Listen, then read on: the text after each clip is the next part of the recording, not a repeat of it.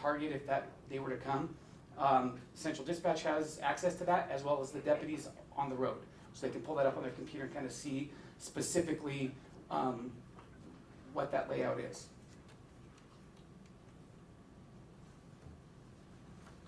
Your sheriff's office is also equipped. We've got equipment, each individual officer to be able to respond to those. We are trained to respond as a unit, 2 or 3 deputies at a time, if time allows. And if it does not allow, deputies will not be waiting 5, 7, 9 minutes to enter a building. They're gonna go in. That training again is with role players, and we are trained to stop the threat immediately. So that can be quite confusing when you've got, in role playing, if you've got injured people or kids crying out for help, and that would be difficult, or adults, right? But we are trained to stop the threat immediately.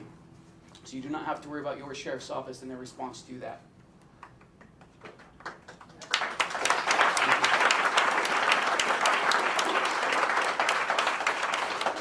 We also have a great relationship with our local agencies. In that training that I referenced, we train with our local agencies, the FBI, anybody that will come and train with us.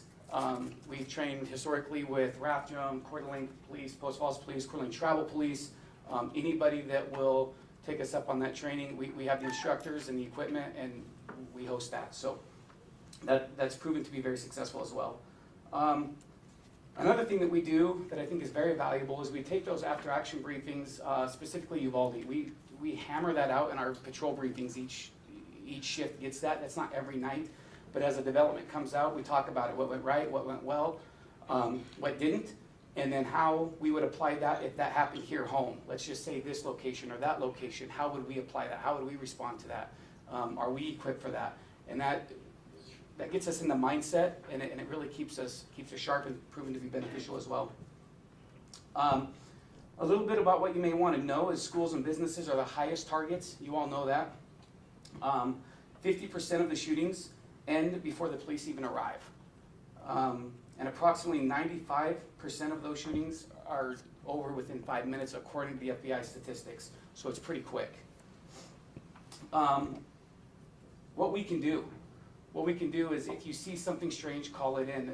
We've seen that slogan kind of nationwide, right? And we truly believe in that. That's proven to be very beneficial for us. If you see something strange, call it in. You never know what that one thing may be. And so we appreciate that. And again, we take every call like that serious and respond if it's the real deal. So that's all I have for you. Does anybody have any specific, probably just a few because we've got a lot more speakers to get through. Does anybody have any specific questions for us? I got a question. You know, Marjorie Taylor Greene, she got swatted by some random anonymous person. Do you guys have any kind of like protocols to, prevent that from happening? 2 nights in a row. Sir, I'm sorry. Repeat his question if you. I didn't hear your question. You didn't hear it. Marjorie Taylor Greene, she got swatted by some people, by anonymous parties. Do you guys have any protocols to call sex to prevent that from happening? Hazardous dispatch. What's that? Swatting is when somebody calls Yeah. for a shooter. I don't know. Yeah, so if you are at risk, or if you have or know somebody that that is likely to happen to, or it's a threat that it's going to happen to, or they're high risk of that, then you can call us and we can vet that information, and then in our dispatch address, because we dispatch for everybody except Post Falls and the city of Rathdrum. If you live in any of those cities, you would call Post Falls Police. And we will put in a hazard or some additional information into your address. In the event that we get a call for service there, then we will know that this is a risk. Any other questions? Sir? Now, when you're role playing, are you ever asked to wear high heels or anything? Volunteering? How about volunteers? Do you accept volunteers? I'm sorry? We do? To do the role Yes, playing? we do. Same question as gentlemen, regarding volunteers in schools to help the community and the sheriff's office. Yeah, the question was volunteers. We do take volunteers. Typically, we use people from students from the theater. And then a lot of the businesses that host it will provide their employees as the role players. So yeah. No, not role, I mean, no, in schools, armed, protecting the kids. You mean a civilian? Civilians. I'm sorry. Yeah, I think that the sheriff is open for those discussions to happen. A lot of that responsibility is on the school districts, right? Not necessarily the sheriff's office, but there's an appetite for those discussions to have volunteers at the schools. Is that your question, sir? Yes. Okay, I'm sorry about that.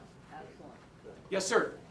You have active shooter protocol general information on any website so that businesses and churches can go to it, print it out, and post it at work or at church? I'm going to put one of our instructors on the mic. How about that? You guys will get sick of hearing from me tonight, I promise. So there are a lot of resources out there. If you do a Google search for standard response protocol, it's actually a nationwide initiative that has lots of those resources out there. Also, if you go to the alert website, they will provide best information that you can start putting those protocols in place. Two resources that I highly recommend everybody who works out in public, shops in public, or has kids in the school system is do a YouTube search for Run, Hide, Fight or Avoid, Deny, and Defend. Those two videos are very well made and describe in depth basically all of the steps that we teach to these local businesses. What's the alert website? What is that? Alert.org. Okay, thank you. Yes, sir. Well, I'm a huge advocate for preventative maintenance. You know, I know a lot of times, especially in our law enforcement here, it's kind of rough time with allocation for monies. But you know, if our schools and places like that, if they were treated like how we treat airports, banks, so on and so forth, I think that would be a great idea. You know, where the money's come from, I don't know, or if there's any procedure that could go into place. Preventative maintenance, to me, is the key. Where you see a lot of these shootings that are in gun-free zones. You know, that's obvious. You can see that throughout the country. You know, if we make it a little harder for some of these bad people to do bad things, you know, a lot of those shooters, they're not real interested in going in a place where they think they're going to get return fire. So. Well, I think that there were two different things there. As stated, as far as the introducing armed guards or armed staff at schools, that there is a legal process for that, but that's purely through the school district. The school districts have to approve that and take those steps. The sheriff is more than open to a conversation about that. Obviously, our public has an appetite to see what that looks like and to find solutions to these problems. As far as the safety protocols that schools are using, they are harder than they've ever been. You will not find an exterior door that's open on a school without key card access. Typically, they have to see you on video. You have to state your business. Even for schools that my kids go to that they see me at constantly in and out of uniform, I still got to hit the button and get beeped in. So we are moving leaps and bounds ahead. Times are changing. Unfortunately, sometimes we're a little slower to react than we'd like to be. But with your guys' help, we will make our school as safe as possible.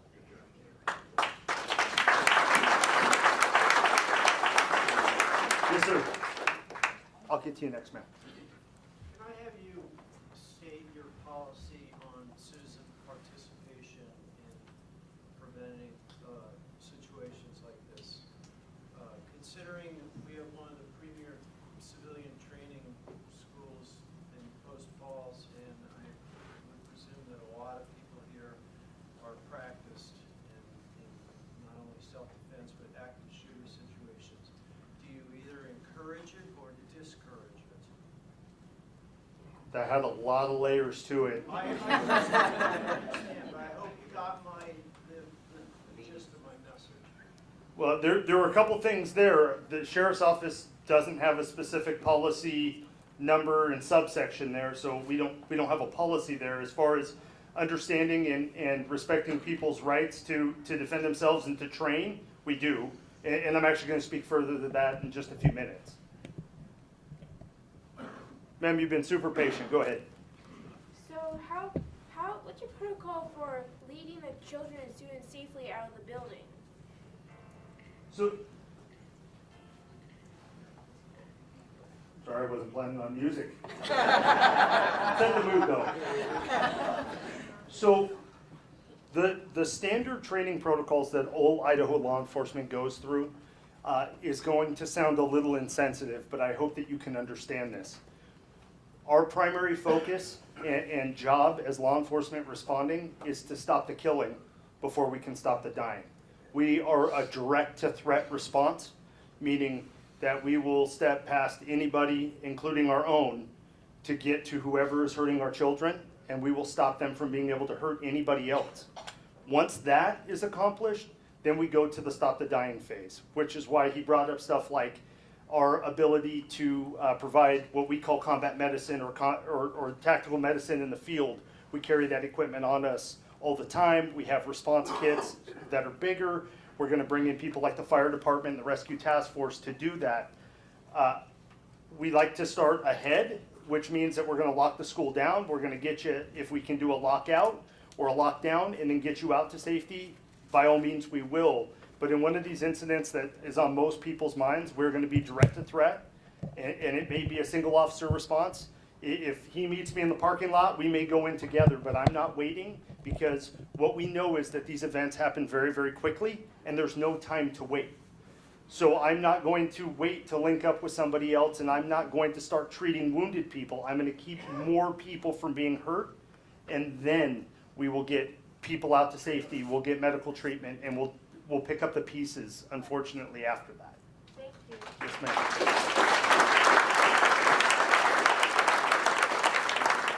Okay, we're going to take one last, there will be questions at the end, but we'll take one last question right now, ma'am. Go ahead. Thank you. This may be a district by district answer, but law-abiding citizens that have an enhanced permit, are they allowed to carry in the school districts or into the school buildings? They are not. Thank you. Yep, for primary and secondary schools, or I'm sorry, elementary, middle school, and high schools, no. Some colleges do allow, NIC does with an enhanced permit, but as far as inside the walls of the school, no. Thank you. Yep, only law enforcement and retired law enforcement. They added retired law enforcement about a couple years ago. Right, Under Sheriff Brett Nelson, did you have? Before we go any further this evening, I wanted to introduce our command staff that's out here. We have a couple of our lieutenants, Will Plinkafus, Mark Ellis, and then a couple of our captains out there, Stu Miller and Kevin Smart. So if you have any questions that maybe we don't get to in a group setting, please reach out to them.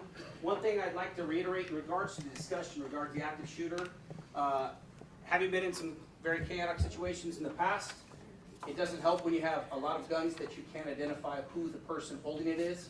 So I will tell you that. It'd be great if we go in the door side by side, and I know who's friend, who's foe, but in those type of situations where they're playing out, the chaos ensues. And honestly, as we were stating, we're going to the sound of gunfire to protect those from being struck. So understand that we would love to have everybody, but at the same time, we want to know who that everybody is going with us in the door under a controlled atmosphere within our mind, okay? Sure? Do you have anything? Or you Just recap. Okay. So, I'm sorry, I should have done this before we started speaking, but got a little overwhelmed just because of the crowd and making you guys wait. I won't even lie to you. We want some takeaways from tonight's meeting. And I really hope that you guys, at the end of the day, or the end of this, will understand what the Sheriff's Office mission and role is in an active shooter event and know what our training and what we're going to do or how we're going to respond to that. I want you to understand the Second Amendment and Idaho laws that also regulate that, and then really understand the unique situation that our community's in and the ramifications for, quite honestly, the legislature and the laws that are passed in Washington State, how they affect our community. If we can have those three takeaways tonight, it was more than successful. But that's kind of the direction that we're going with this meeting, okay? I am going to speak to a little bit about the Second Amendment. My name's Nick Franson. I've been a deputy for this is my 16th year. I have kind of a unique, I guess, experience with firearms. on a couple different sides. I've been a firearm instructor for the state of Idaho for a long time, also through the NRA and a myriad of other sources. I also carry a manufacturer's license, so I understand some of the federal regs that a lot of people don't. And I teach everything from our SWAT guys down to Cub Scouts how to shoot their first .22 and BB guns. So these laws are really important to me, and I have a little bit of unique knowledge, but I want you guys to understand a couple of things about the Sheriff's Office role and Idaho law and what the Second Amendment means to us, okay? Probably first and foremost, I want you to listen to what my oath of office is, and it's for the sheriff or any of his deputies. I do solemnly swear that I will support the Constitution of the United States and the Constitution of the state of Idaho, and I will faithfully discharge my duties the duties of my assignment as a deputy sheriff according to the best of my ability. It says that my role in this is to support the laws and the Constitution of the state of Idaho, but also the Constitution of the United States. One thing that it doesn't give me any authority or obligation to do is enforce federal laws. We don't have that ability.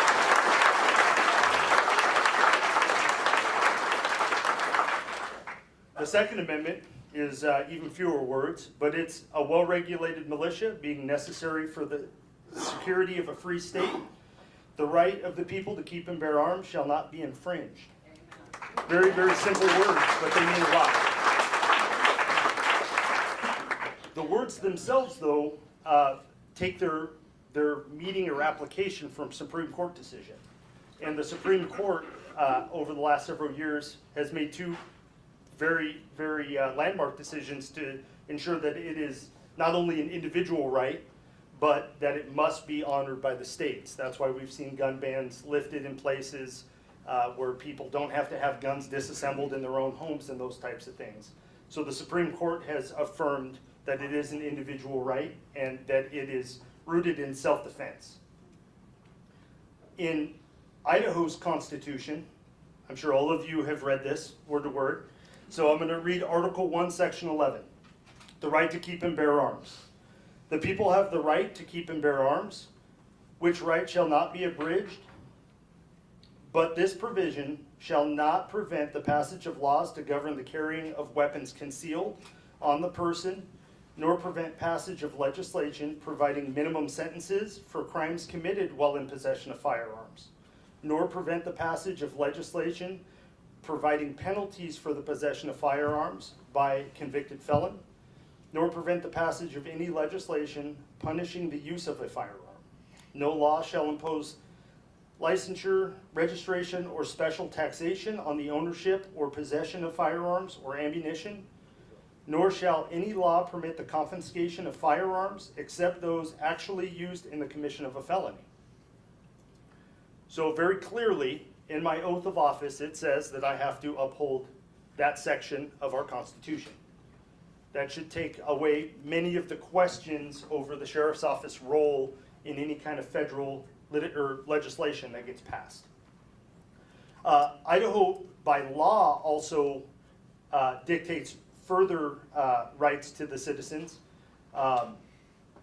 Idaho Code Section 183302, which is the part that covers firearms and concealed weapons, affirms that it's an individual right to keep and bear arms, and that the state must limit those intrusions as much as possible.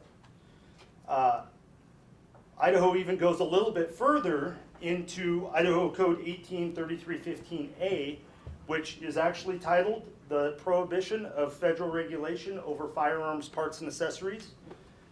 And then B actually lists out the penalties for elected officials or their people, i.e. me, for enforcing any kind of laws that violate the Idaho Code. So the legislature actually found it important enough to say, hey, these are the penalties if you decide to try to go against our state constitution for you.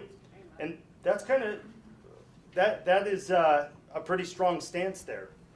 I have about 50 copies of some Idaho gun laws that I think that everybody, every citizen should know, and I will have those available before you guys leave tonight. But I will entertain your questions. Sir? What will Kootenai County Sheriff's Department do against the federalization and the weaponization of the FBI and the alphabet agencies if they come here to harass our people and jump their substance? Well, we have to ensure the rights of our citizens. That's our duty, obligation, and what we swore to God. So we will always carry forth that mission. The other side of that is to make sure that we don't assist them in any kind of enforcement that interferes with their rights. We don't want another Ruby Ridge, but the FBI has become so weaponized that it's possible. Well, I think that we can all pray that none of that ever happens again. Can I talk on that real Go quick? ahead. One of the best examples that I can give of that question is that in a county just north of here, we had a federal protecting agency that went to a veteran's home and said, hey, you have a conservator, and per the last administration, if you have a conservator and you're a veteran, you're not allowed to own a gun. So he called the local sheriff's office and said, hey, what's the problem? The sheriff went out there and he told the federal authorities this is not going to happen today. And he said, hey, why don't we have a discussion on this subject tomorrow in my office, but this will not happen. Your confiscating these gentlemen's guns is not going to happen. So that's a pretty good example of what happened a few years ago. So you can expect that same thing from this sheriff.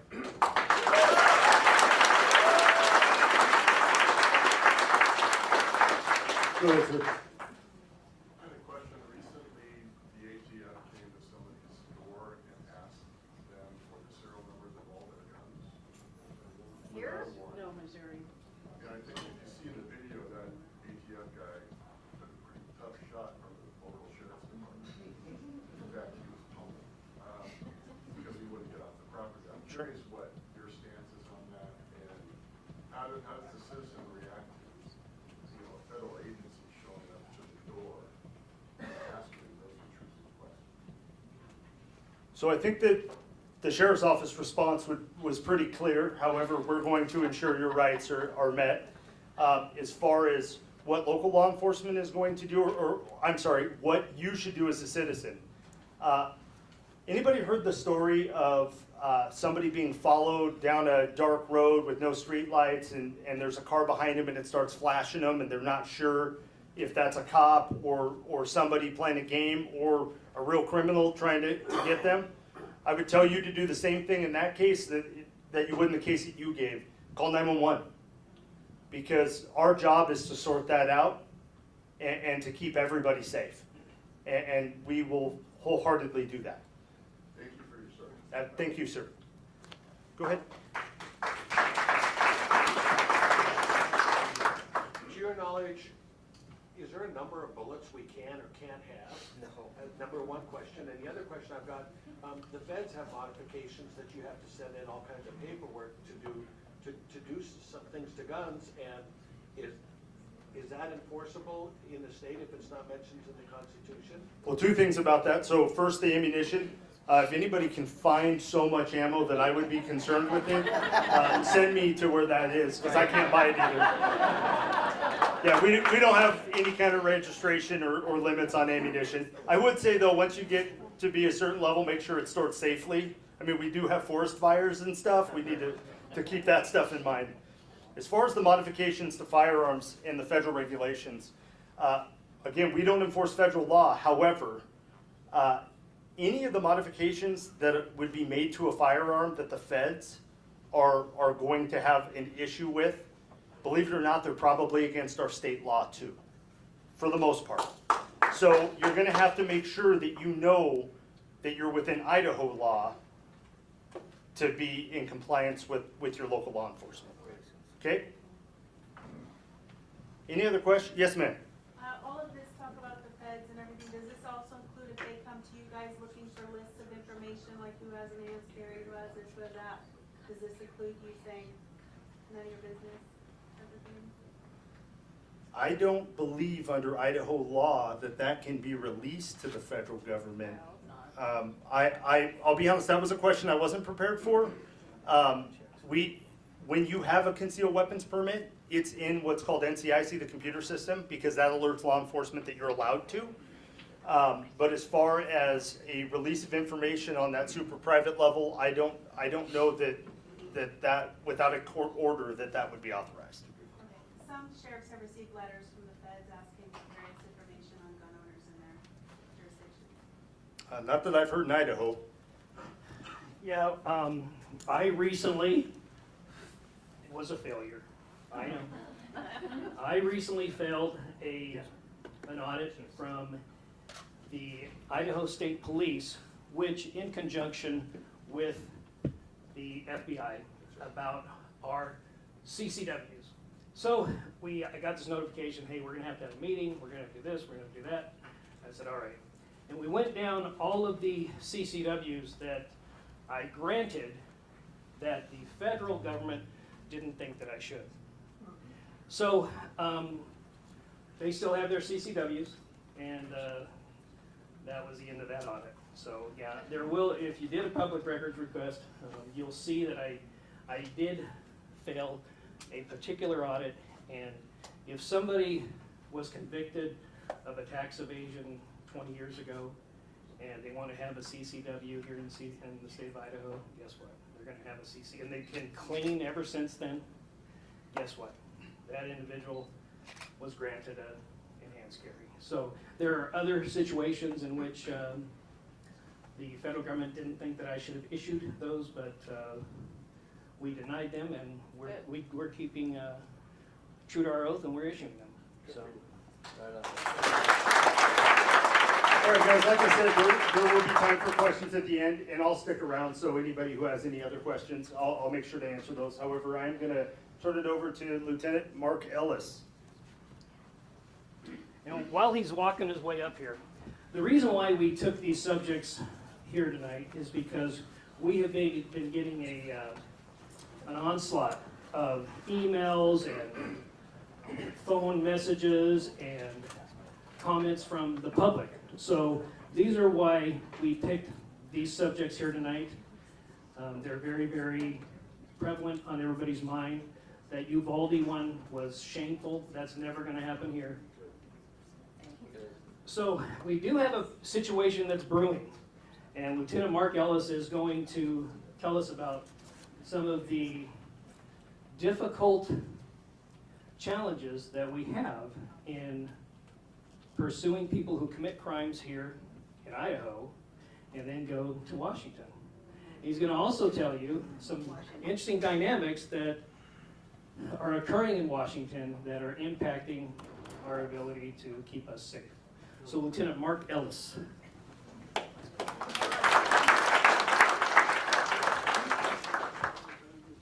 Good evening. As the sheriff said, my name is Mark Ellis. I'm one of the patrol lieutenants here for the sheriff's office for about 17 years now.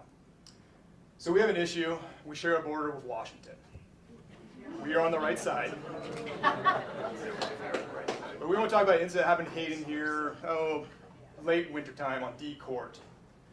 During this incident, a resident of Washington was over here. He decided to fire several rounds at several victims. The victims were lucky enough to escape without injury by using bear spray and sprayed the gentleman. We responded, the SWAT team came and began to try to order him out and negotiate with him.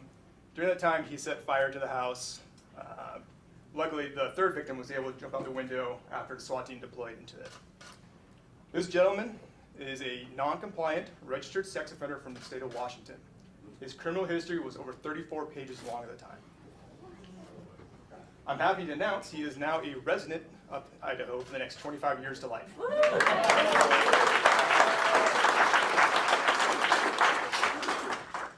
As of June 2022, Spokane County reported there's some of these stats I want to share with you. 60% criminal homicides are up over 2021. 200% up for manslaughter. 23% for rape, 11% aggravated assault, 16% burglary on residences and businesses, and 46% vehicle theft. So what's going on? In May of 2021, Washington state legislation, they changed a certain code that I found troubling. In the state of Washington, it is now a misdemeanor to be in possession of methamphetamine, heroin, and fentanyl and cocaine. If a deputy comes upon one of these people, these users that have these drugs on the street, they do not arrest them. They are allowed to issue a citation for it. What happens is they are required to call into a hotline, or sorry, they have to promise to call into a hotline. If they do this, they get their first strike. They can get 2 of these before they can actually get arrested. Automatically, after 2 years, these citations are removed from their record. So I find this troubling because drugs do correlate to a lot of our crime we have around here right now. I spent a few years on a multi-agency regional task force that mainly did drug emphasis. During that time, we did a lot of undercover controlled buys of drugs. An example would be methamphetamine. During that time, an ounce of methamphetamine would be about $1,200 to $1,500. Currently, they're paying about $250 for the same ounce. That's crazy cheap right now for the drugs. And that's because the cartel is pushing through. They're seeing such a ripe market around here. Kootenai County is exploding, there's no doubt about it. And what the cartels are now seeing is this is a great market to move into. Our #1 problem right now is fentanyl. Fentanyl is running rampant everywhere. Recently, out into the Hauser area, we had deputies respond 3 nights in a row for the same male who overdosed on fentanyl. So, the profit of this fentanyl is just absolutely amazing. They can sell, well, you can buy a large amount of fentanyl online, and it's probably $30 for about 1,000 doses or so. And they're selling in Spokane about $2 to $3 per pill as of today. In Kootenai County, about $8 a pill, and if you go to Montana, about $20 a pill. You can see the flow of the drugs right now. They're going west, and they're a problem. Another male recently came into Kootenai County. He was in Washington. He fled from Washington law enforcement over there, came into Kootenai County, had interactions with post followers where he was breaking into vehicles, stealing guns. He was pointing guns at himself at that time and running from the post falls police. He continued to break into vehicles, going back and forth between Washington, until eventually he got into pursuit with several of our agencies, which we chased across 3 different counties and into Montana. During the time, this male decided to shoot at our law enforcement officers. He was captured in Montana, and due to his high risk, they decided that the safest place to house this male was in Kootenai County. During that time, this male decided to break a solid steel structure off in the jail, use that to break out of his jail cell, and these are heavy doors, broke through there and was attempting to escape from the jail. He had to be subdued by members of our patrol team and the jail team by non-lethal force. He is also a permanent resident of Idaho now.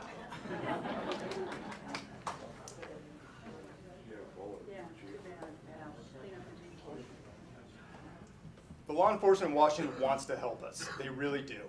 Change their laws. It's not the law enforcement, though. That's the legislation. Yeah. Law enforcement is hampered.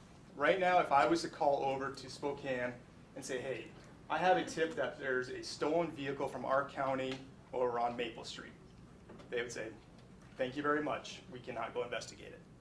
They are not allowed to go to a call unless they have probable cause. Probable cause is a pretty high standard. That means you can arrest them at that point. So that also includes mental health. A big portion of what we do is respond to mental health, our suicidal threats, people who are having mental breakdowns, sometimes drug-induced.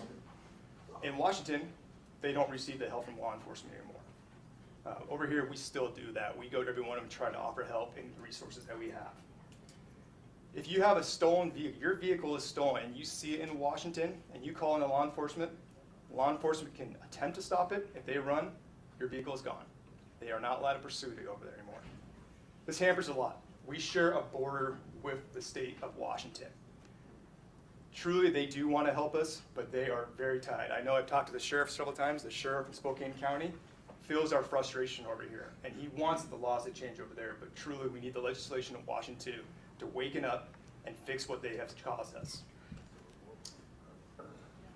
What I can tell you is Idaho will continue to enforce every law we have. We have a very no tolerance on illegal drugs in the state of Idaho. We have great laws currently that lets us put these people away where they deserve when they're using drugs. Also, it has ways that we can get people help if they're drug users. We don't want Spokane's criminals over here. Not at all. I've talked to the sheriff or undersheriff many times about this. I can tell you we are going to be a proactive agency.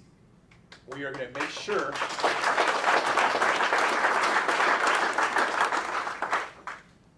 make sure that they feel very, very unwelcome in our county.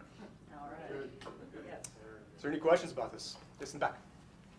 What percentage of the people apprehended have the drugs that you mentioned in their system? That's a great question. I don't know that because we don't do blood tests on most people. The only ones we'll do is DUI drugs.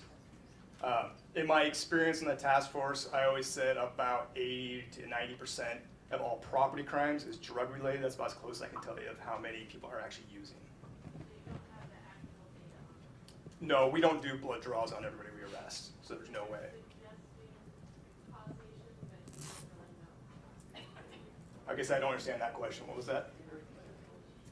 I'm sorry, what was that? That's all right, maybe try this. Oh, okay. Yes, sir. I've heard the quality of the fentanyl has really gone up. It's way more dangerous now than it was just a few years ago. Have you found that to be the case? So it's hard on fentanyl. Fentanyl is, a dosage unit is roughly about a grain of salt. It's a very small amount. So you are we'll say you're a drug dealer that you want to increase your profit. And so you're going to have all this filler in a pill and you're making your own pills. Well, it's hard to measure 1 grain of salt. So some pills might have 2 grains of salt. Well, 2 grains of salt are the lethal doses right now. And so every year we're doubling, if not more, our fentanyl overdoses. I said 3 in one night. It's very common. Unfortunately, that's another thing is we can't track how many actual fentanyl overdoses we have. When we respond to a person who's overdosed, we can hold no criminal acts against them. There's a law in the state of Idaho that limits us from charging them criminally. They can only get medical help. Yes, sir. So in Washington, the Washington State Patrol can't pursue a chase. But if you're in Idaho and a Washington person is here, you go across the border, you still in hot pursuit. Can you pursue in Washington? We can. We're only going to do the most egregious crimes going over there. But if we go over to Washington, we're held to their standards as well. So you have to stop pursuing? Well, but see what happens is, what would happen on that particular scenario, we go to Washington, let's say on a 100 pounds of cocaine that we're watching. We can't get Washington law enforcement to help us. They can only pursue under a murder, drive-by shooting, and I think that's about it. So that's our problem. So right now, short of and I don't want to be the test case on one of our deputies going over there and losing their house because of some sort of a lawsuit. So we are going to pursue here, anywhere in the state of Idaho, and on the most egregious, we are going to pursue in the state of Washington. But see, we have to do an extradition process when they come back. We just can't put them in the car and bring them back. Yeah, so yeah, it's there's a lot more dynamics there. And if I may add, on that point, in speaking to the command staff from the sheriff's office in Washington, I think the best statement they gave to me was, chase everything in our state. If they come to us, we're gonna help them. If we go to their state, their quote was, we don't even know how the laws are gonna pertain to us. We hate to think that you come over helping us or trying to do the right thing. And as the sheriff said, or Lieutenant Ellis said, we're getting in trouble for doing police work in this side of the state line. So it's very troublesome because you have this state line so close, but yet it's drastic perceptions and reality for law enforcement and enforcement itself. So right before July 4th, I sent out some statistics.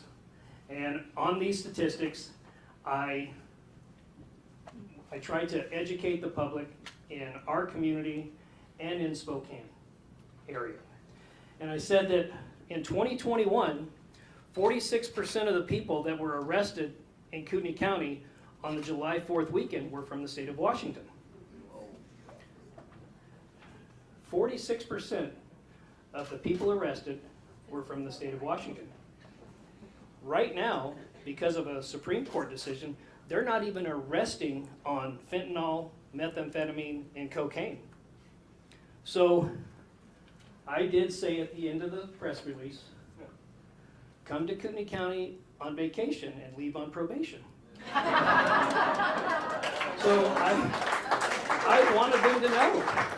I wanted them to know, hey, over there in Spokane, in Washington, those drugs you can't go to jail on.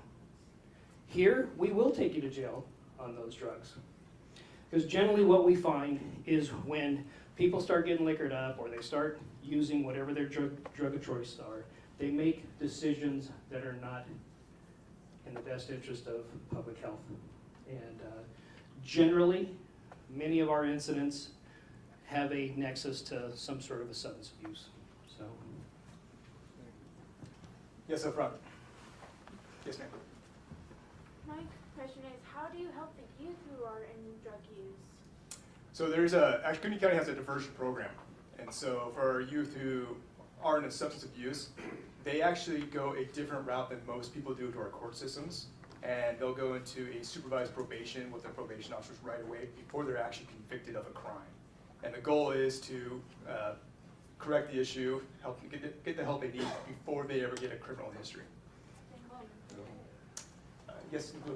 Yeah, so I just wanted to follow up on your discussion around Washington decriminalizing illicit drugs.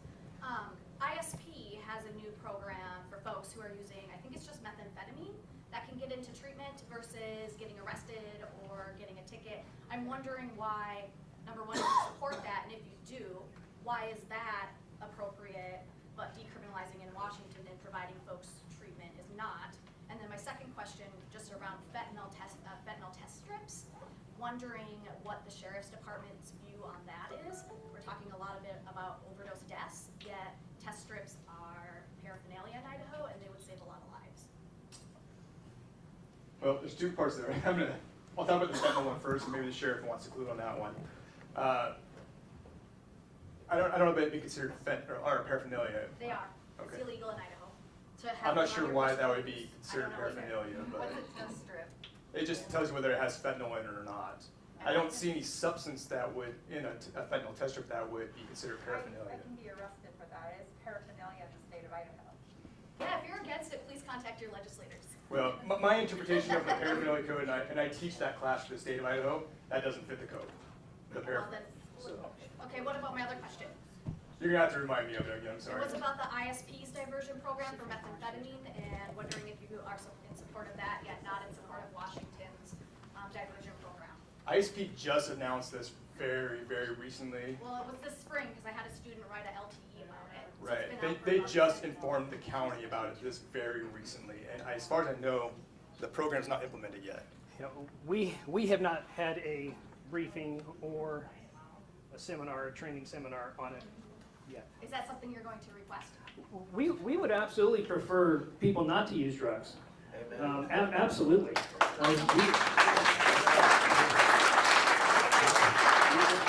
We believe if there are people that are afflicted, we want them to get treatment.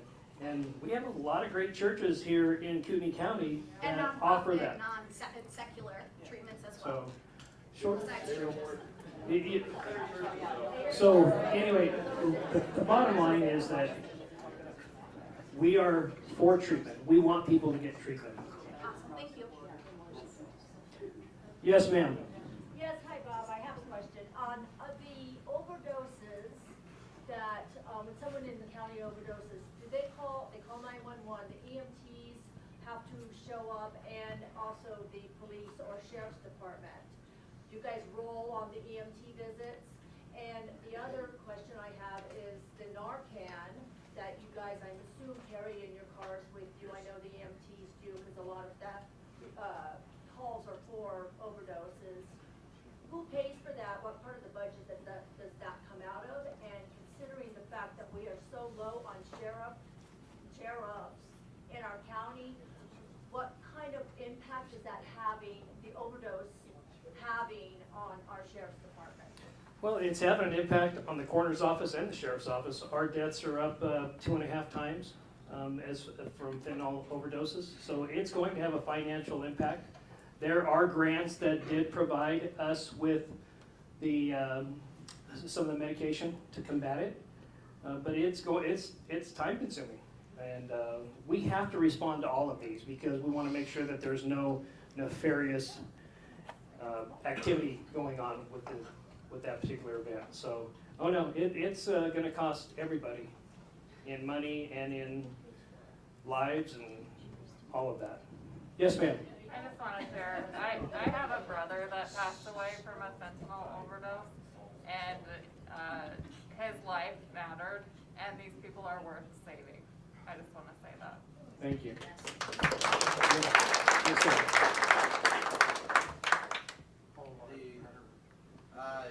Given the uptick in critical incidents and the constant inflow of increased fentanyl and drug problems,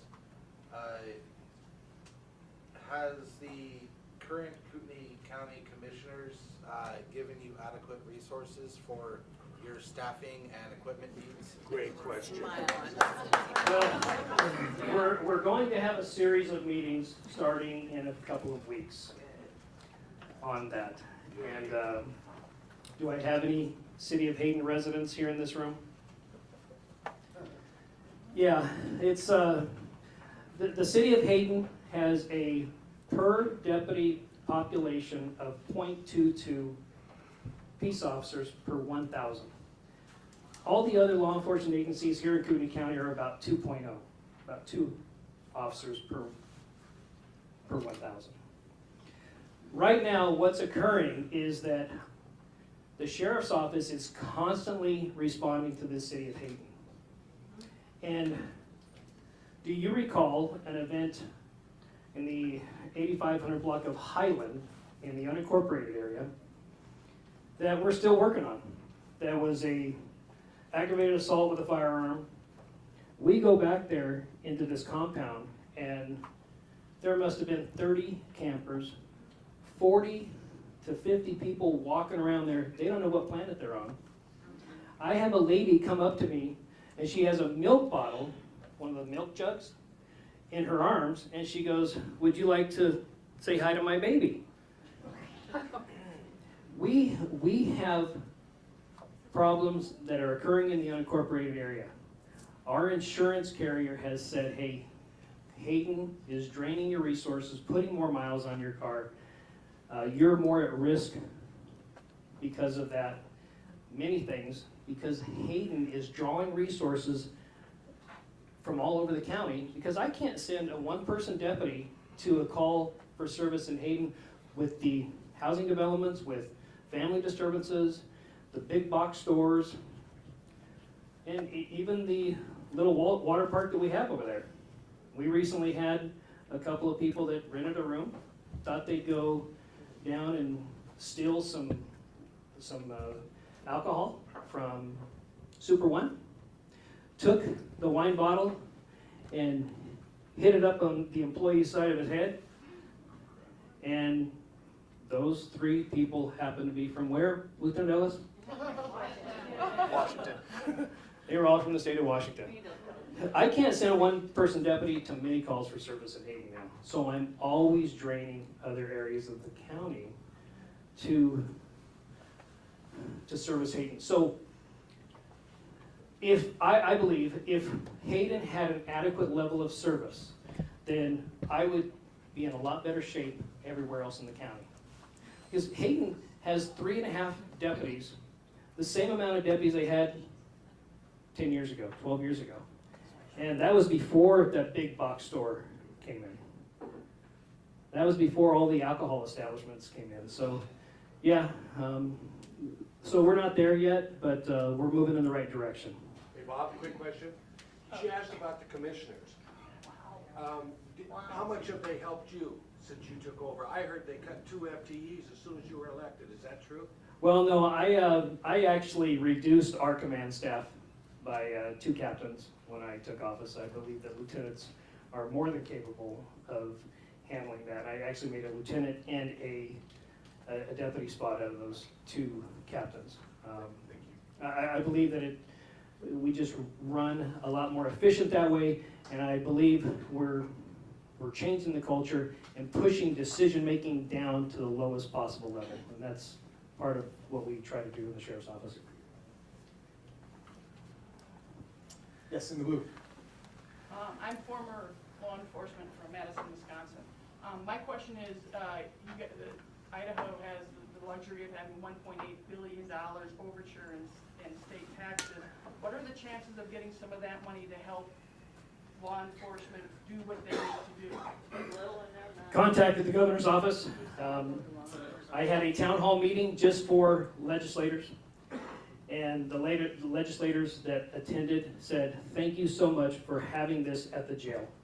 This was an eye-opener. Some of those legislators are in this room right now. They did not believe that the situation was so dire that right now I'm at 460 inmates. I should be at 361. And so I am trying to get a meeting with the governor to address just that. Because we could, or the commissioners could, and not to get into the weeds of things, but real quick, when the property values go up in a county in Idaho, the levy rate goes down. So it doesn't stay the same. So when we were going through some of these appeals for the property values, of hey, I can't believe you appraised my property at twice the amount that it was appraised before. And they said, well, sir, do you realize your property taxes is going down $389? He goes, well, how's it going down $389 when you appraise it at twice the amount? It's a very complex system here. So when the property values go up, the levy rate goes down, so your property taxes aren't going to be twice as much. So the commissioners, even if they took the maximum that they could, let's say they took 3%, we would not be able to catch up. Our infrastructure, from a law enforcement standpoint, from a traffic standpoint, we're not going to be able to catch up. So yes, I am trying to get an appointment with the governor, and the legislators here, I believe I have their ear for a conversation, but that's exactly where I'm going.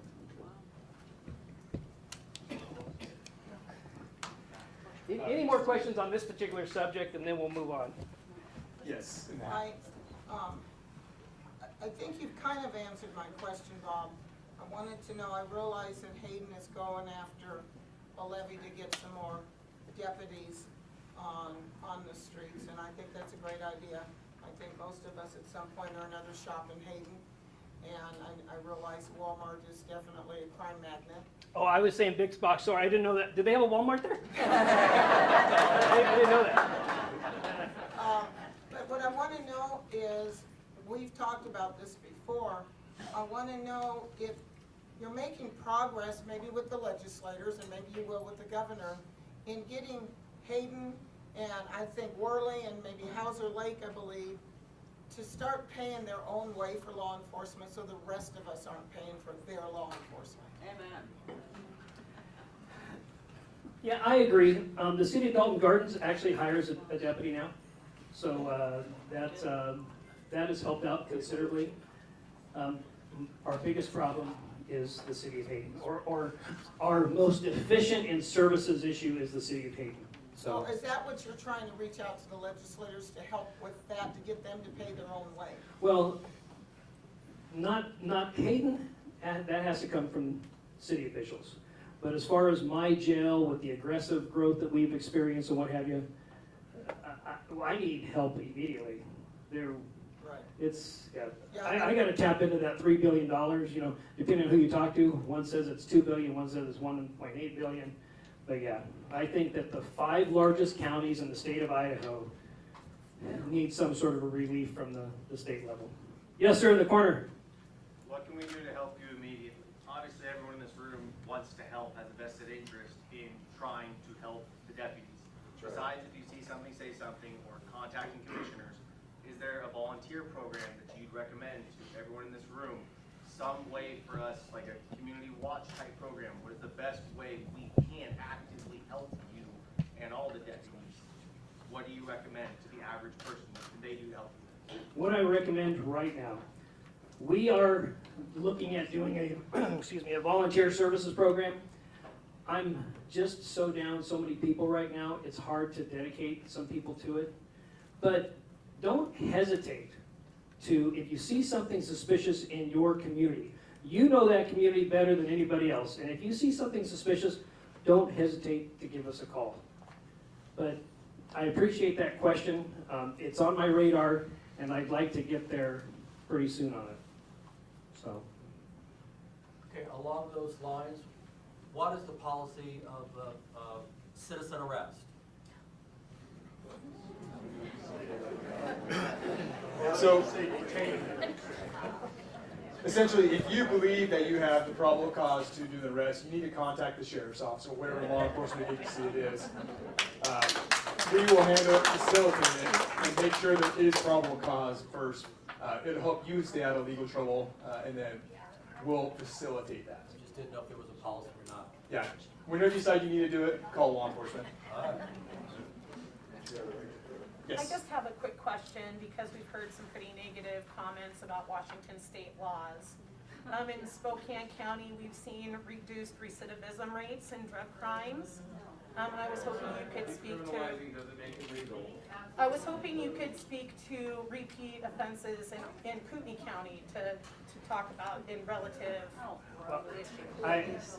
Why did the mayor create a violent crimes task force if recidivism is down? It's crazy. This is on the county, Spokane County's website. I'm looking at it right now. I can send that on. You know, and we have daily contact with law enforcement officers, and Spokane. It's on their public website. So Yeah, I'm just asking, have we reduced our recidivism rates in Kootenai County? We haven't reviewed those, but right now I'm 30% down in my jail. I'd like to implement programs in my jail. I don't have the staff to do it, but we're moving in the right direction to get staff there. We're starting to stabilize. We're not hemorrhaging, but we're moving in the right direction. But I would like to implement programs. Most of them are substance abuse related. I've only been doing this for 31 years, but 97% of the people we have over the Kootenai County Jail, there's a nexus of substance abuse. So if you resolve the substance abuse, hopefully that's a step in the right direction. Any other subjects or any other questions on this subject here? Yes, ma'am. Sure. I know we had a meeting a few months ago. We talked a little bit about some federal funding, and we were getting a lot of pushback from the community of people asking you not to accept the federal funding because of the ties that come with that. And I think at the time, I don't know if I know funding, but I remember you saying something about not wanting to accept that.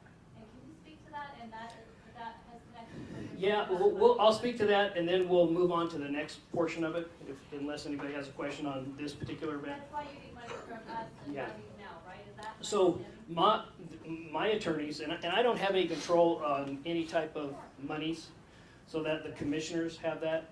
And Bruce Matari is the commissioner-elect. He's here tonight, and we're going to have, during our question and answer period with both of us, if you have any questions of Bruce, you can ask him at that time.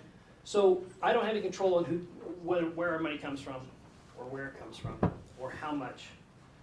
My attorneys are telling me that there are no strings attached to this recent federal bill.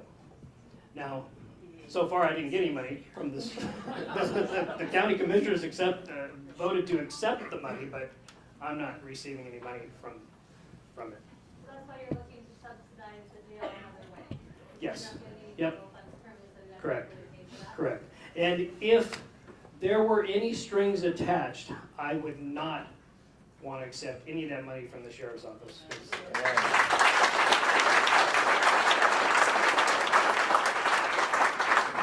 All right.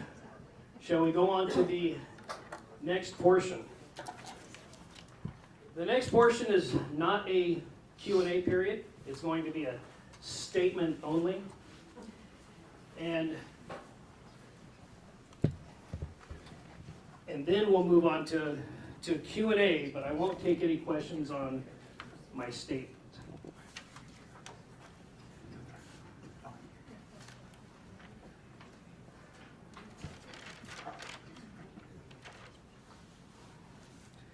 So, as we all know, that on June 11th, we had an event here in Kootenai County. And while I was at this event, I was confronted by several First Amendment auditors at the park, at other locations on that day, because I went.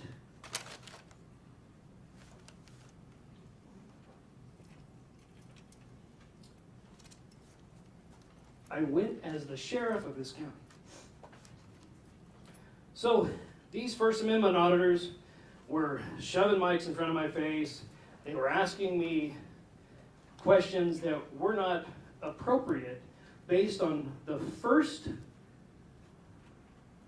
condition, the first duty of a sheriff in the state of Idaho. And that is preserve the peace. So I told these auditors that it does not matter what my personal opinion of this event is.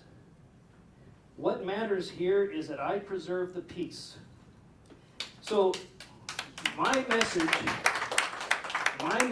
to these First Amendment auditors is this. You have a right to record, absolutely, in a public place. You do not have the right to obstruct me or a peace officer in the performance of our duties, period. So some of them try to bait you into a confrontation. You have the right to record, but you don't have the right to obstruct me when I'm trying to perform my duties, and in this case was my first duty according to the Idaho statute. Now, thank you. I got a little bit of a taste of some national exposure on this event. Woo! I can only imagine what federal office holders get, but I got a little bit of a taste. There was a company, a journalist entity that I won't mention. I'll tell them by initials only, but it was called the Huffington Post. And if you read this article from the Huffington Post about this June 11th event, it had, here it is right here, it says that I was in a mix with fellow white nationalists and with other extreme right groups. And when you read this, how the narrative was as if this event on April the 16th at a Republican event in state line, you read it that was a planning event for the June 11th event. And it goes on to say some more garbage. But what it doesn't say, and I'm learning this, I've been a 31-year law enforcement officer. I'm not the politician part. I haven't got there yet, but work with me. I give myself a C-. So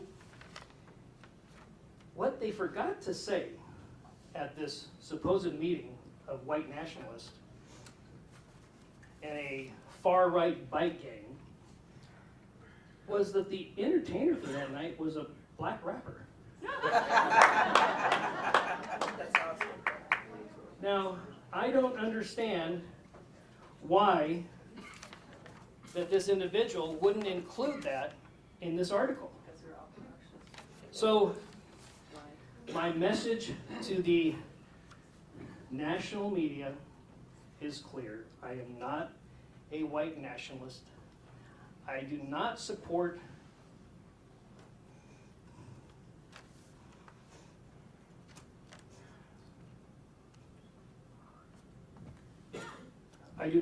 the speech that was used that evening on April the 16th. But I also do not support scantily clad individuals performing in a sexually suggestive manner in front of children.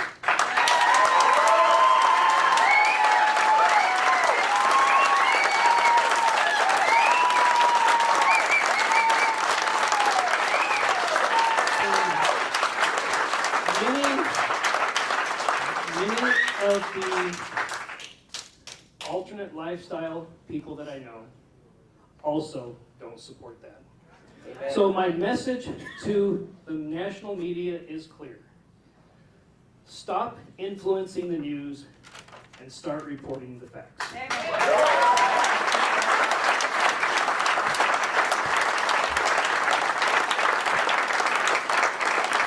All right. So I'm going to have Bruce Matari, our commissioner-elect. He does not have an opponent. He's going to come up with Thank you, Bob. Thank you so much. Isn't it great to have our law enforcement talk about protecting our rights? Let me tell you something. I came from...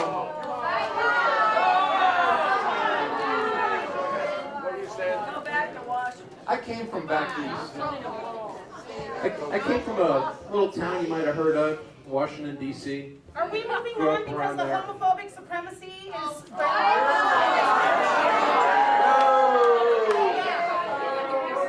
sorry, but we're not talking about that now. No, we are going to continue to talk about it. We're not. It's not Homophobic supremacy is not welcome in Kootenai County. Where I came from, law enforcement didn't talk like that. In fact, quite often they worked against the citizens when it came to protecting their rights.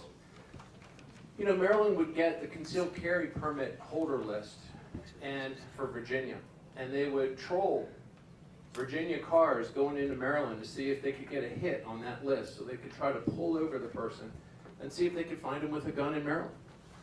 You know, and it's very different in other parts of the country. And so it's so refreshing to have our sheriff and our deputies talk about protecting our rights.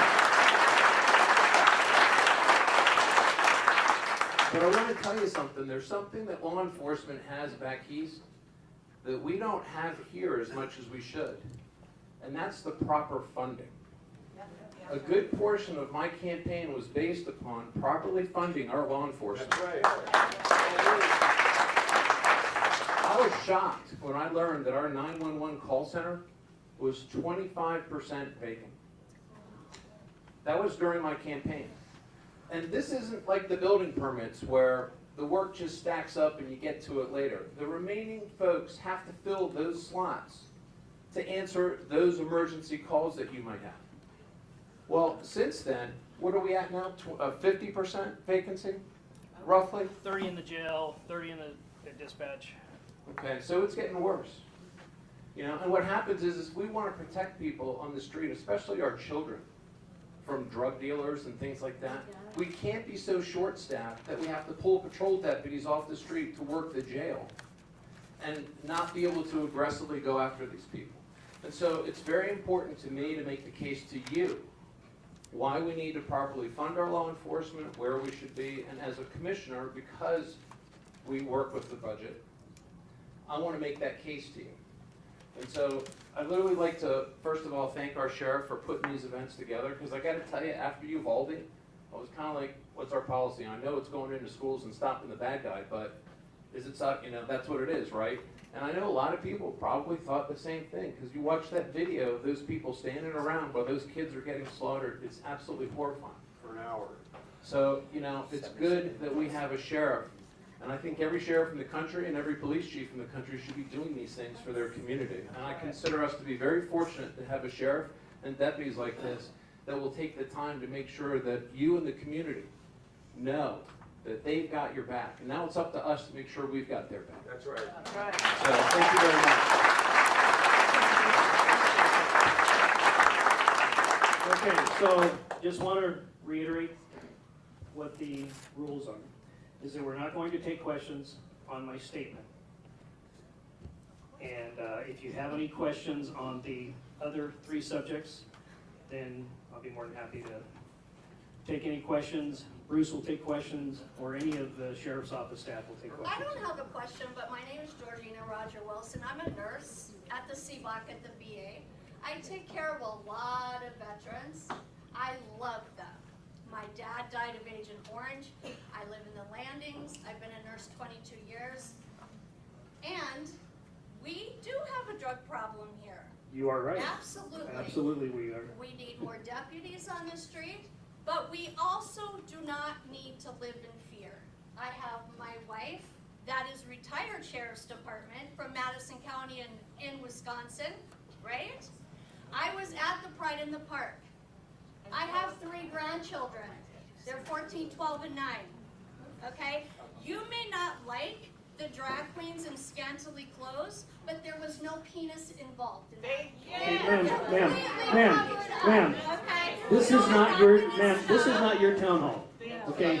We are not going to.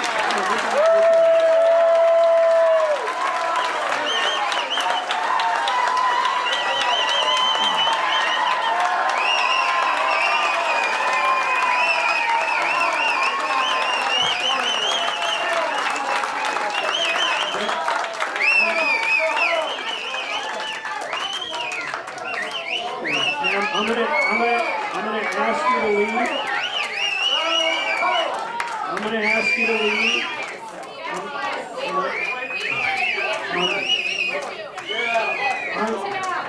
I am not going to have those questions.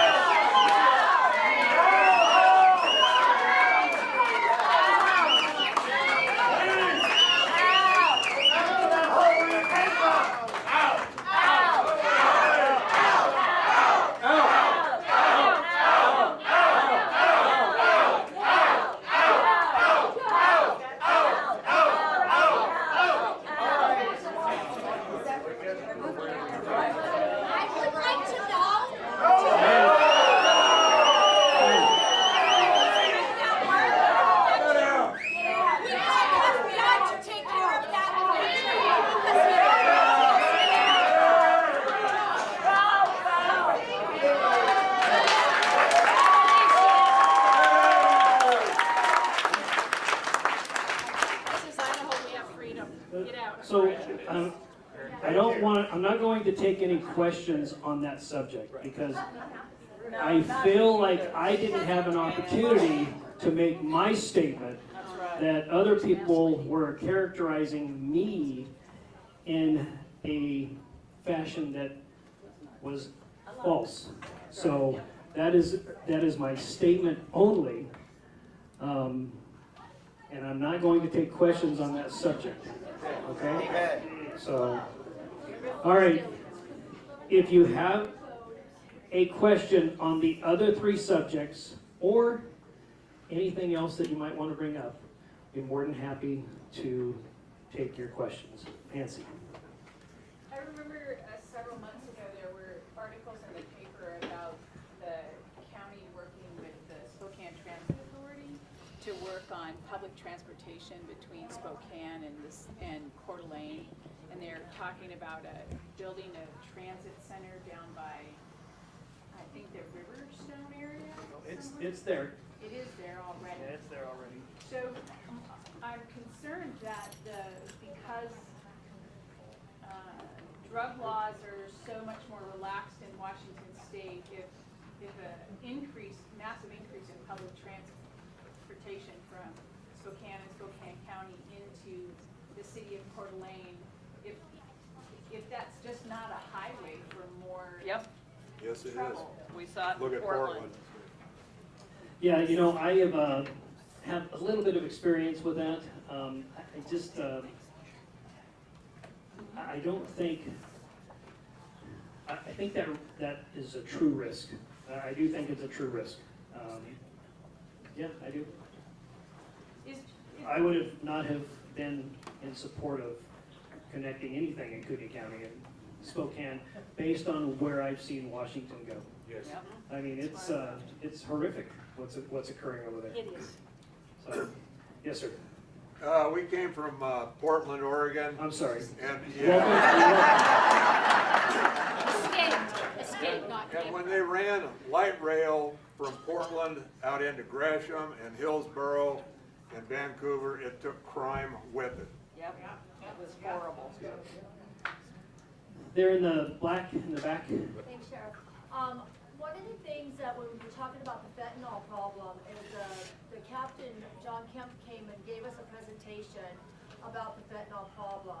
And anybody can have him come speak, and it's an excellent presentation. All you have to do is call it ISP, and they will set it up.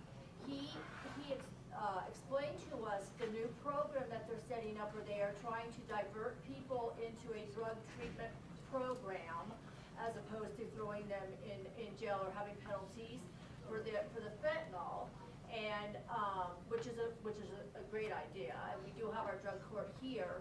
I think that part of the being able to have a preventative or a remedy for that is a good idea. The other thing is that we do have centers that are available for people to go to, and we do have 12-step programs in this county that are free. So if there's people that are suffering with fentanyl problems, there is access, and people that want help, there is help available. So. Okay, yes, sir. Hi, yes.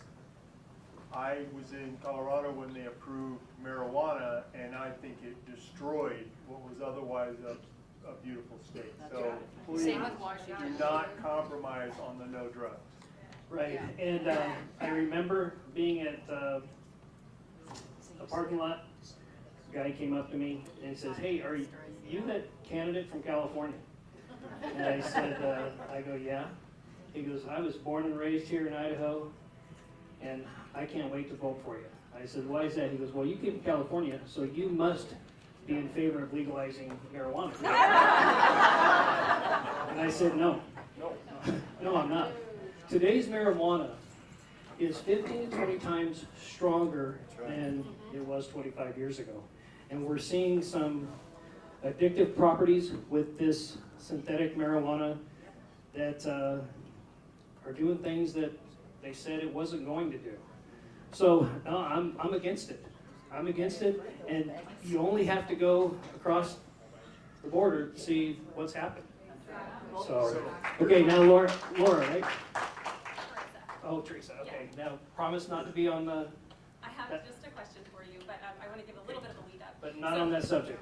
Let's do the questions, 30 seconds or less. 30 seconds, here we go. I really appreciate this town hall tonight because it's helped me to understand the anxieties that people in Kootenai County have. I understand more that federal overreach is really important to this group. I understand that your Second Amendment right is something that you feel a little bit anxious about. It's really, really important to the people in this room. It's important to me too.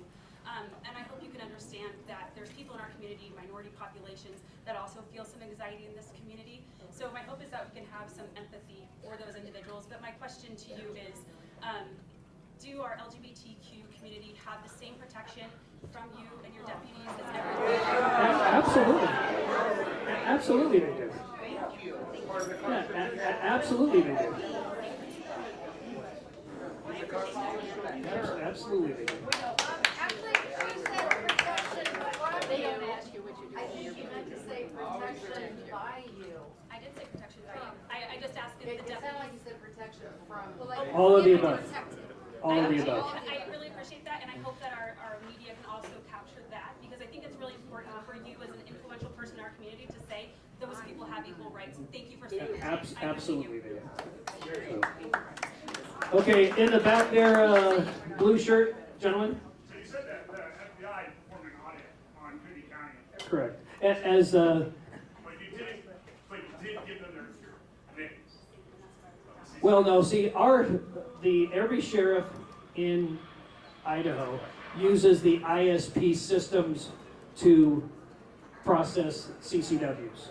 So they got the information through ISP because we have NCIC, we have other federal databases that we use. So if they connect each other, then they look at they audit these things. But I did not give anybody permission. It's an ISP, Idaho State Police process and system. But so are you able to tell the audience here confidently that their names are not, are secure under CCW? The Kootenai County Sheriff's Office will not give any federal agency any CCW information. So I cannot talk for Idaho State Police. But, yeah. Yes, sir, in the kind of the red maroon. Yeah, I have a question regarding the law, the language involving the conspiracy to riot law in Idaho. The language specifically states that it addresses violence or threats of violence, yet Patriot Front was arrested without any evidence being conducted or even banned. Well, so my question is, because it feels like on that day it was, I mean, I sympathize with your statements, but it feels like only people on our side were being surveilled and arrested. So I cannot, we were not the primary investigating agency on that event, and it is still going through the court system, so I can't speak to that. We weren't the primary agency, so I can't speak to that. Do you know the laws regarding the conspiracy to riot? Yeah, but since they're pending court cases right now, I just feel like it's best to address those to the primary law enforcement agency, which would be the Coeur d'Alene Police Department. So, and they're being prosecuted through a city attorney, not through the county attorney. Okay. Are they going to be on the subjects other than? No, no, it's drug related. Okay. And Washington Shoot. related. Or don't shoot, but just go ahead. Some other time, some other day maybe, but, no, okay, so I'm struggling a little bit though to understand tonight why the emphasis was so much on Washington and their laws. The numbers that you've presented for Idaho, the majority of arrests, even on the 4th of July, were Idaho citizens, not Washington citizens. It sounds like the jails are overflowing with Idaho citizens, and the growth and that sort of thing is Idaho citizens. So why? It's one of the challenges that we're experiencing. Even the sheriff of Spokane has spoken that sheriff from Kootenai County is correct. That the state legislature in Washington has made Spokane County less safe. But my point though is we still have enormous problems here in Idaho. Are our laws, are what we're doing helping the citizens of Idaho? Are we focusing on Idaho as opposed to worrying too much about Washington? Well, if we weren't a border county with Washington, but I have to make specific policies regarding pursuing, regarding suspects who commit crimes here, and do we make every deputy a U.S. Marshal so we can go get them? There's a whole myriad of issues, and quite honestly, the mayor of Spokane, Spokane County Sheriff, the police chief, all say they have a crime problem, and they all say it is related to the state legislature. So, and it's impacting us. So that's why we're talking about it. And these subjects, we get a lot of emails, or we get a lot of verbal questions on. So, yes, that's why we're talking about it. Okay. Is your question on the... Yes, my question's for Bruce. I was wondering if you could justify the additional spending to the sheriff's department after tonight. We've heard that our sheriff doesn't know what our recidivism rates are. We've had a law enforcement officer argue with healthcare professionals about fentanyl test strips being paraphernalia. We've also heard homophobic supremacist comments. I'd like to know what this is.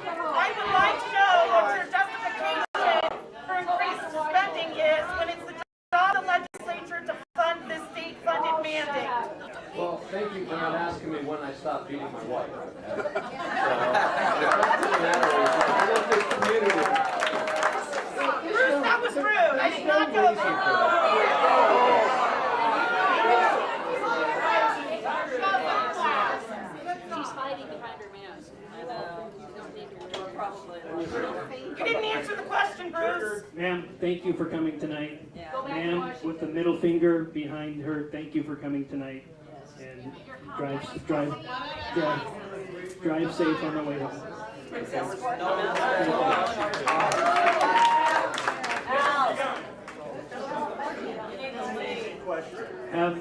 Let's clean up our state have- right now. That's right. Do me a favor, drive safe on the way home. Study transphobia, Okay. please. Do me a favor. Okay, In our ma'am, community. all right.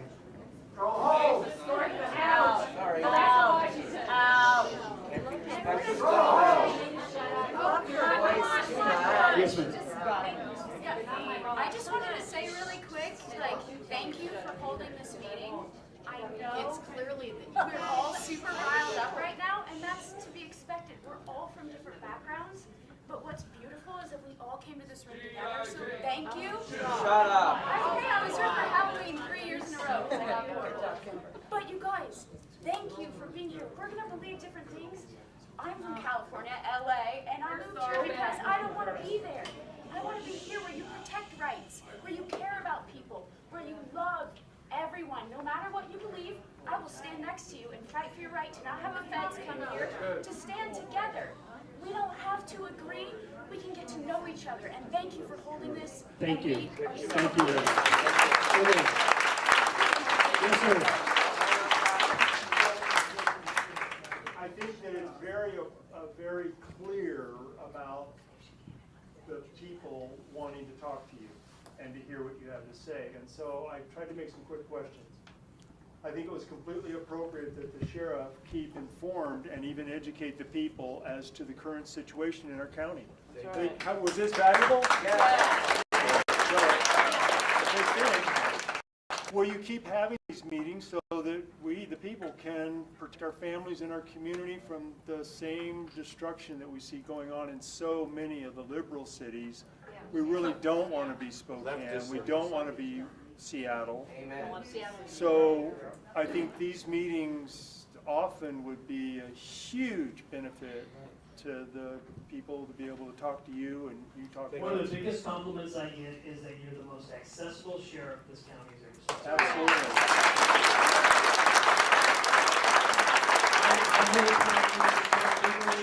I belong to service organization clubs. I go out in the community. I attend events, but we will continuously hold town hall meetings on any significant event or a series of events that come to our attention that we believe we should address. Yes, sir. So I was wondering if you could speak to something that I heard about, that fentanyl is being made to look like candy to specifically target children. Have you seen any of that you're able to speak to? I've seen the nationwide news page. We haven't seen it in Kootenai County. We do have, it's all in pill form here, but we haven't seen it specifically made to look like candy in Kootenai County. The gentleman in the blue in the back there. What specific gang groups do we have circulating here in Kootenai County? Well, we do have some 1% motorcycle gang that seems to be coming into our community. We seem to have a new group that has recently taken up. So we're monitoring those groups. Anybody know what the term 1%er means? No. So when you hear the term 1%, so most motorcycle gangs are law-abiding, good people. You have some that participate in criminal enterprises, and that is not any of the motorcycle gangs or people or motorcycle clubs that are represented here today. We have no information whatsoever that they're involved in any criminal enterprises. They're just involved in public intimidation of the LGBTQI. So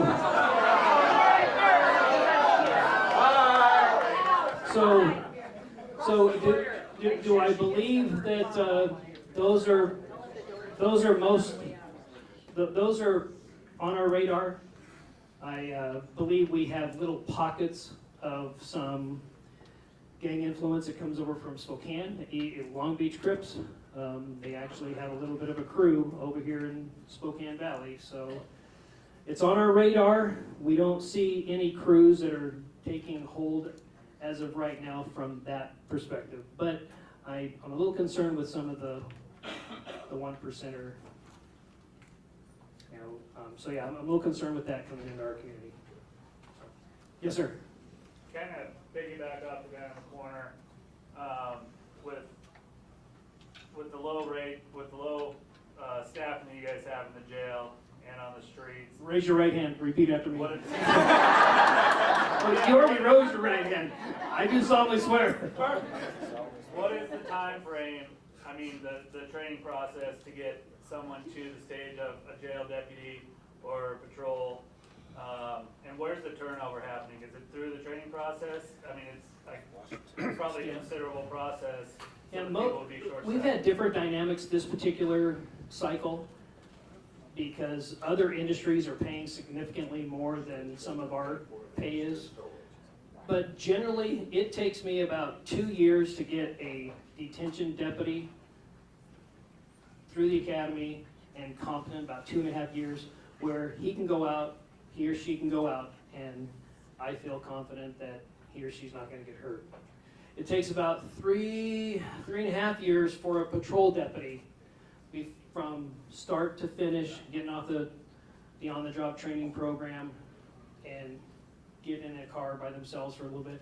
It takes about 3 to 4 years before they're real confident and competent in a patrol car. Is the turnover happening? Generally the first 5 years. Yeah, generally it's the first 5 years. Sure. Yeah, I'm kind of proud of this, that we have not lost one deputy to another lateral law enforcement agency since I took office. Yes, sir, Brett. That's, the one thing to consider, and I'd ask all of you being citizens of this county, to look around when you see these deputies patrolling. As the sheriff reiterated to, we have people that could drive 30 minutes west, make $12,000 more a month, and get $25,000 in their pocket as a lateral signing bonus. They don't leave. They're committed to this community. They're committed to each and every one of you. So that says something to our force here, because we all know how businesses run, is that if you can always take a step up and better yourself, or more importantly, your family, that doesn't generally stop most people. So I try to get out to the community and let them know that the deputies you see aren't leaving this community. They're serving here with the wages and the salaries that they're getting paid. That being said, the sheriff alluded to it, as did Bruce. We're working in conjunction with the Board of Commissioners. They're infusing $8 million into the salary and wages of our workers here to better their living standards to us.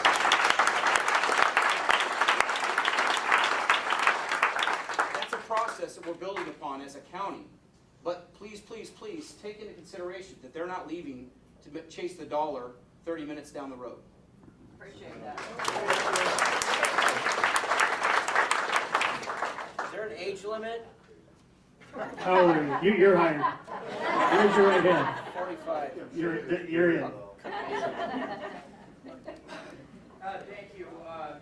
One thing I'd just like to say real quick is mainstream media says a lot to an earnest endeavor itself to check what facts are, because it's probably BS. But the second thing, what I was really concerned about, we're talking about fentanyl. I know there's not a lot of knockoffs where they're lacing fentanyl. They're doing knockoff pills, whether it be hydrocodone, Xanax, and stuff. A lot of children a lot of kids a lot of times they school, they take a couple of muscle relaxers or whatever. And it's a deadly dose. Like 72 grains of salt, yeah, you're dead.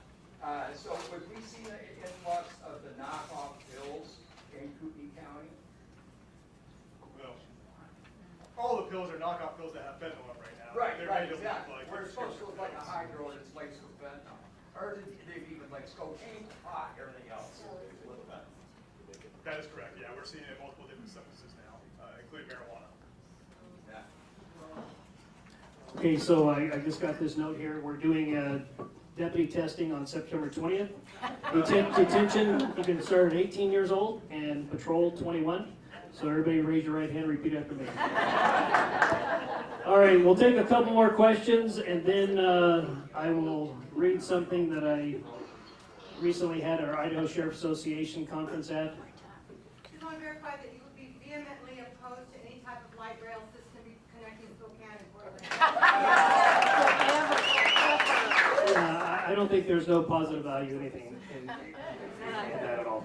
So. Never. Sure. Real quick, the gentleman in the corner back there asked what we could do today. And tomorrow there is a fundraiser for a deputy. And, or Saturday, excuse me, Saturday. And so perhaps Deputy Franson could just talk a little bit about that, if that's okay, because That's up to the boss, but I'd love to. that's one way that we can help, is to step up to the plate and help the deputies who could use that. Please do. Just real quick. Yeah. What happened to her. Absolutely. So Deputy Yvonne Kress came to us. She is a U.S. Navy veteran. She started at the Kootenai County Sheriff's Office, did about 2 years down there, and then came to our office about 6 years ago. 35 years old, great shape. She's been a huge asset. She's been a firearms instructor. She's done a number of things for our Sheriff's Office.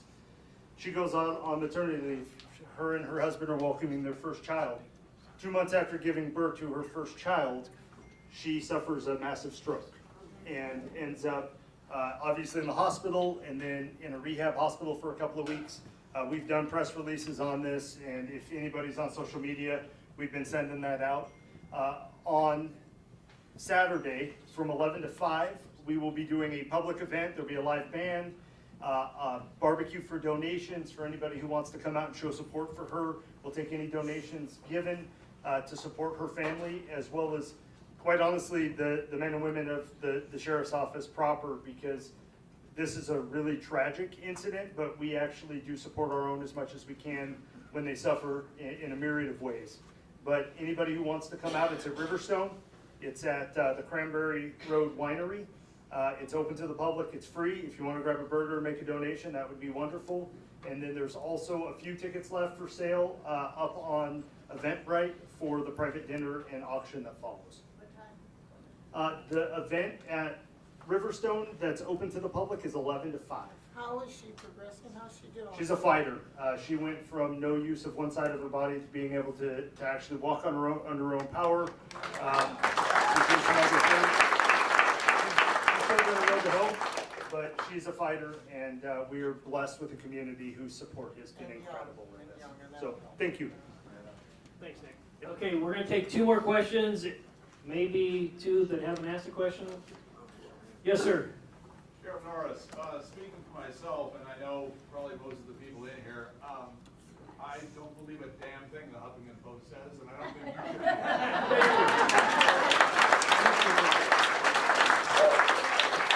All right, one more question, and then I'm going to read you my statement as a member of the Idaho Sheriff Association. So the gentleman in the black. Yeah, since that wasn't a question, can she still ask first? Well, the media gets the media. Yeah, no, Sheriff Norris, I appreciate you having us or inviting us all to come here. One thing I admired about you during your election year was your desire to protect the constitutional rights. I took an oath as well when I joined the military. Had a few deployments protecting those rights, and also what a lot of people don't like. I like that you're from California. My dad was Oakland Police for 20 years, and he retired to the Big Sky. So I like that about you. And just an area of clarification about protecting constitutional rights. When you say you may not support something, I just want to make sure you still support the peaceful assembly, even though if you don't support what's going on here. Oh, absolutely. Absolutely. First Amendment, Second Amendment, Fourth Amendment, absolutely. Yeah. I appreciate Yeah, no, 100%. Kay, did you want to wait till afterwards? No, it's just a quick one. Okay. Just on the topic of fentanyl in our community, do you happen to know how many fentanyl-related deaths we've seen so far this year in Kootenai County? Where are we at with that? I know we're up about 2.5 times. I don't know exactly the number, but yeah, I know we've had about 2.5 times, almost 3. We haven't seen the numbers for a while. Yeah. And then it would be from all jurisdictions. Keep in mind the sheriff's office responds to the ones in the county, and then the cities all go to their own, but it's high. And we get our numbers from the coroner's office, so they handle the whole county. Okay, so here we'll close with this. Recently had an Idaho Sheriff Association meeting, and they solicited our response to the current legislation that's in the Senate regarding firearms or assault rifles or Armalite rifles. So this was my response. This was presented to the committee, so we're forwarding this. This is also a response that I sent to the Senator's Office of Idaho because they also wanted a response from me on this particular subject. So, here's what it was. President Biden's misguided attempt to blame guns and not criminals will not reduce crime in Idaho or across this great country. The Idaho Sheriff's Association stands against this publicity stunt that will not protect Americans against criminals and the surging crime rate in cities across this nation. The Idaho Sheriff's Association does support legislation that will reduce crime, such as possession of a gun in the commission of a crime, sentencing enhancements, ex-felon with a gun, sentencing enhancements, and violent crime sentencing enhancements. So we do support those things, but we don't support infringing on our rights and making a criminal out of a law-abiding citizen. So,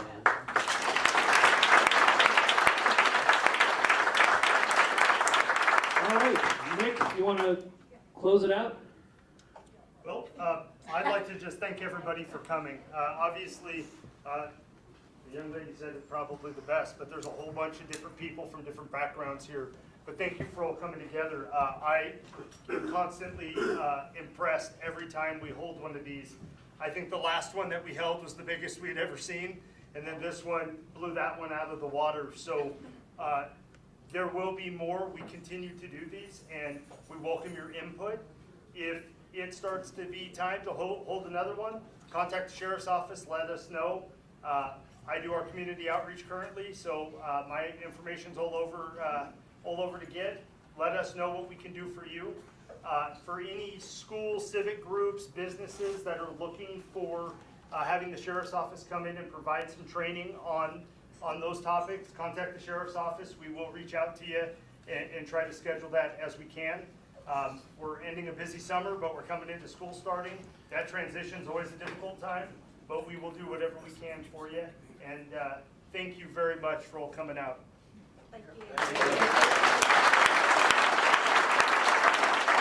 Real quick, before everyone starts the party, I just want to thank you from a command staff and department's position, thank you for taking a vested interest in our communities.